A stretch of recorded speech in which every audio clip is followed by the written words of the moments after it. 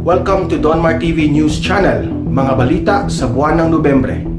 At mayroon daw po akong PTSD tsaka bipolar tendency at sinabihan pa nila ako na parang may sex disorder daw po ako. Sex addict daw po ako. Kaya yun yung naging reason ba't nila ako pinauwi. Kasi delikado daw ako sa mga kasamang lalaki kasi baka gapangin ko daw sila. So, binalik pa. Pambira naman yun! Ikaw na nga yung... Bad naman yan. That is so bad. That is not nice, ha? That is not nice. Ikaw na nga yung nilapastangan, tapos sasabihin, ikaw pa ngayon ang baka manglaspastangan sa mga kasamahan mo, pambihira. Ganyan ho, kasama ang NPA. Kaya nga sabi ko nga sa inyo hindi ho sila oposisyon. Ang tawag sa kanila, damunyo. Damunyo ho yung mga yan. Gerchard Arcete, sige ba, pakasal ka, sagot ko wedding songs with sax. Uy, taray. Ang usapan. Ha? So, at ito hindi lang sa iyo experience mo. Nakikita mo sa mga kasama mo, nangyayari din sa iba't ibang lugar sa Pilipinas? Yes po, Mr. Senate President.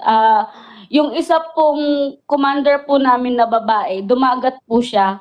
Bagong sampa lang po siya noon nung ni-rape din po siya nung vice CEO din po nila. Kwento din po niya sa akin yun noon. Kasi po may talakayang babae po kami na nagaganap sa loob ng NPA. Yan yung sinasabi natin, naasa ng Gabriela sa mga ganitong bagay. Milis Journey, salamat po.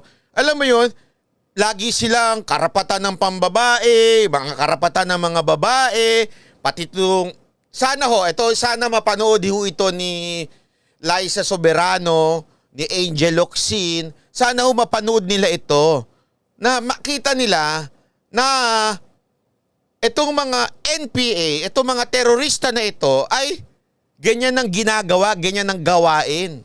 So please naman. Doon po namin sinishare yung mga karanasan namin bilang mga babae, simula nung sibilyang kami hanggang nung mag-NPA kami. Kaya doon po nila sinare sa amin yung iba't ibang mga pang-aabuso din na nararanasan sa loob ng kilusan. Kaya nung naranasan ko po yun, mas doon ako naniwala na totoo pala. Wala silang ginawa doon sa mga nang-abuso na yan? Doon sa iba, pati sa iyo, wala silang ginawa? Diniilang po nila dahil mga CO po yun, tinanggal lang po nila sa pagka-CO. Tingnan nyo na. Gabriela, asan kayo? Asan na? Lagyan natin yan. Nasaan ang Gabriela? Hashtag, nasaan ang Gabriela? Upload ko ito upload ko to. Tapos hashtag ko, nasaan ang Gabriela? Inan nyo. Ay, di ba? Ang tanong kong original kay Jeffrey, kay Eric, ay pwede ko itanong kay Miss Miranda. Ano po ba ang tawag sa inyo nung araw? Ganun po, Mr. President. Ang talagang tawag po sa akin nung aktivista pa po ako is Lady Miranda. Anak bayan, chairperson po ako ng Anak Bayan Central Luzon. Lady Miranda. Parang Yes, rapper yun Ang tanong ko sa kanya na nagkaso po ng rape yung isang former warrior ng NPA na babae, 17 years old. Chinarge yung commander niya ng rape. Nangyayari ba ito? Nangyayari Yes, ba sa mga naalam nyo? Yes po, Mr. Senate President. Isa po ako sa buhay na patunay ng pang-aabuso sa loob ng kilusan. Not just once, but thrice. Mga kasama ninyo o mga opisyal? Officer po, mga commander po namin. Akala ko ba pinapatay yung death penalty yung mangre-rape? Yun nga po yung masakit, Mr. Senate President. Kasi po, ang paniniwala ko din po nung una is ganun. Akala namin, pinoprotektahan ng kilusan yung mga kabataan, kababaihan, in terms of rights ng mga kababaihan, lalo sa violence. Pero, yun nga pong masakit, inilaan ko yung buhay ko sa loob ng kilusan. From 14 years old po ako, tapos po 18 ako nung nag-NPA. Doon ko po naranasan na yung napagsamantalahan po nung CO namin. 19 years old lang po ako nung panahon na yon. Naulit po yon nung ako ay 20 years old. Grabe. Tapos po, nung hindi ko na po kinaya yung depression dahil sa sunod-sunod na pangyayari na yon, pinaratangan po ako na nababaliw. Hindi po totoong walang program ang CPP sa showbiz industry, entertainment, musicians, and artists. Nakalimutan ko lang pong banggitin. Maybe in the next session we can have. May tinatawag pong underground groups sa hanay ng mga artista at mga manunulat at mga sa showbiz Ang tawag po nito ay ARMAS. Armas. Artista at Manunulat ng Sambayanan.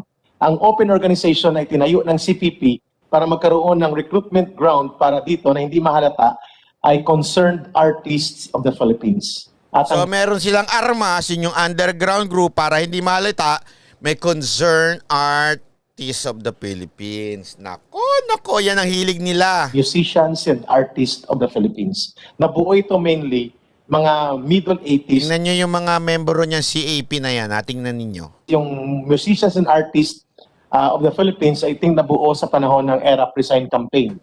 From that open organization and loose organization of showbiz personalities, entertainers, musicians, compositor at mga artists, ay nabubuo ang underground organization, which is one of the founding members of the NDF, kung hindi ako magkakamali, kasama sa Christians for National Liberation sa church.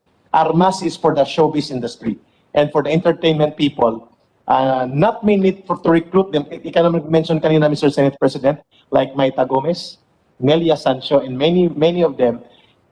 Iwan ko po kasi ang iba dito, national artista ba sa dalawang direktor na magagaling ay membro po ng ARMAS. Hindi ko alam kung na-process sila sa Communist Party. Hindi ko na po babanggitin kong pelikula nila, Ora Pro Nobis, Maynila, sa Kuko ng Agila. Walang Parang kilala ko mga direktor niya na. himala. They were part of a very long tradition of infiltration and recruitment into the showbiz personalities. At ang iba ay active pa, but they are not NPA right away. But they are supporting the NPA indirectly or directly. Did you still believe in God? Do they believe in God? Sir? Andali, wait dyan muna tayo ha. So sa madaling salita ho, kahit to sa mga artista meron ho talaga. Okay? Bakit to? Tandaan ho natin ang culture or art.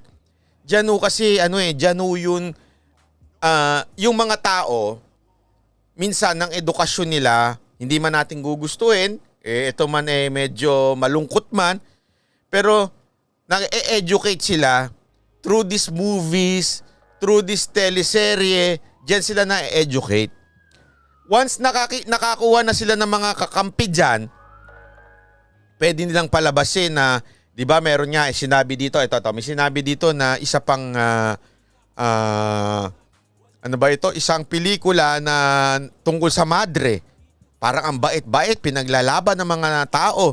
Pero yung palang madre na yon kasamahan nila, di ba? So medyo, sabi ko nga mukhang mabait tingnan. Pag tiningnan mo sa pelikula, uy, hero ang datingan, parang talagang sila yung tagapagligtas ng mga mahihirap. Pero yung pala, nagpapahiwatig na ang gobyerno sinosuppress ang mga tao.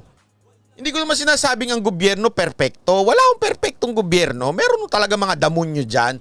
Ang point lang, hindi lagi o hindi talaga solusyon labanan ng gobyerno.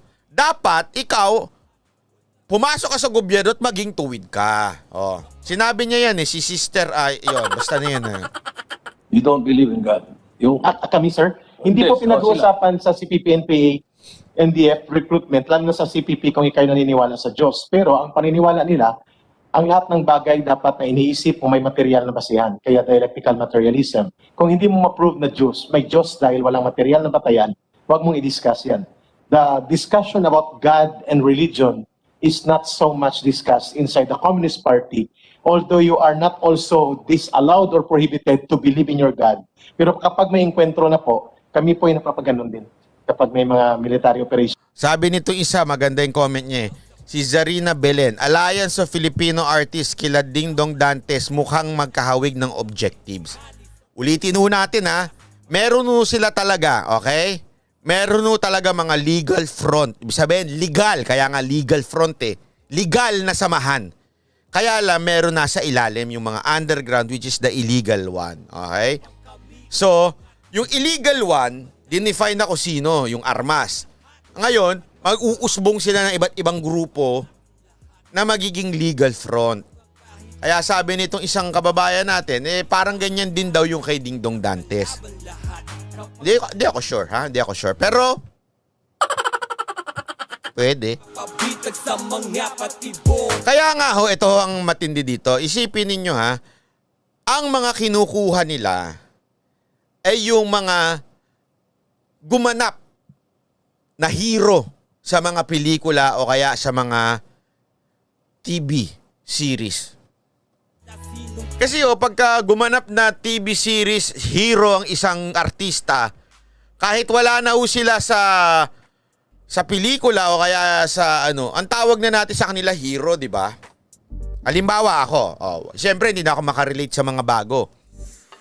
Kasi matagal na ako hindi nanonood ng telebisyon ng mga local mga program na aside from nakokornean ako paulit-ulit ang tagal-tagal ng transition. Pero yung dati, 'di ba, katulad nila Lito Lapid. Hindi ko sinasabing NPA si Lito Lapid, wala ko sinasabing gano'n. Ang sinasabi ko, 'di ba, si Lito Lapid parang parang sa lahat ng pelikula niya, hero siya. Kasi yan yung medyo inabutan ko hindi sila Fernando po sila Lito Lapid. So sigurado ako, nung bata ako, pag nakita ko yan si Lito Lapid, feeling ko magaling humawak ng barilya, magaling humawak ng kutsilyo yan, o di kaya magaling niya magpatakbo ng kabayo. Kasi nga, ang dating ko sa kanila, pag napanood ko sila, hero sila. So sa totoong buhay, hero rin sila. So buti na lang, hindi ganyan si Lito Lapid Buti na lang, hindi ganyan si Lito Lapid. Kasi kung kanyang kung sakali lang na kaanib yan si Lito Lapid, baka maniwala yung mga umidolo sa kanya. Di ba? Ganon